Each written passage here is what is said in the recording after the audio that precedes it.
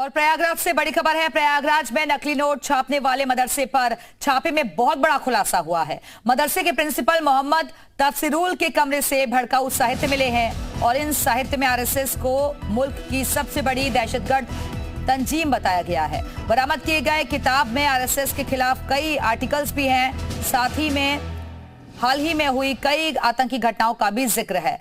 अब जांच एजेंसियां भड़काऊ साहित्य की जांच कर रही हैं। तो प्रिंसिपल के कमरे से भड़काऊ साहित्य जब्त कर लिया गया है। हाल ही में हुई कई आतंकी घटनाओं का भी जिक्र किया गया है। अब जांच एजेंसियां मामले की जांच पड़ताल कर रही हैं।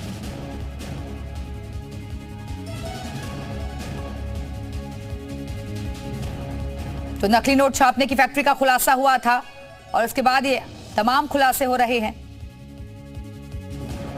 मदरसे में है जो प्रयागराज के अतरसुइया इलाके में है। कुछ दिनों पहले यहाँ पर नकली नोटों का जो जखीरा है वो पकड़ा गया था और यहीं पर नकली नोट बनाई जा रही थी।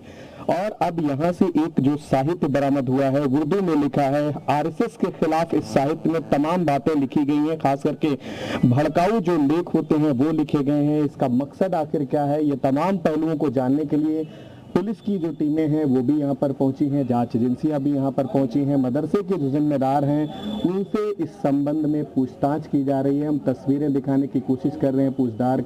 पूछताछ का जो दौर है वो फिलहाल चल रहा है। एजेंसियां पूछताछ कर रही हैं। जो यहाँ तमाम जो धार्मिक साहित्य हैं, खास करके इस्लामिक साहित्य हैं, उनमें जो देश के खिलाफ खास करके जो एजेंसियां जो संगठन काम करते हैं उनसे जुड़े जो साहित्य हैं उनके बरामद होना, खास करके आरएसएस के खिलाफ जो साहित्य लिखे गए हैं, उर्दू में लिखे गए हैं, इन साहित्य में तमाम जो बातें लिखी गई हैं, मदरसों के बच्चों को आखिर इन साहित्य का क्या मतलब होता है। और ये जब प्रिंसिपल के कमरे से ये साहित्य बरामद हो रहे हैं तो तमाम सवाल भी खड़े हो रहे हैं।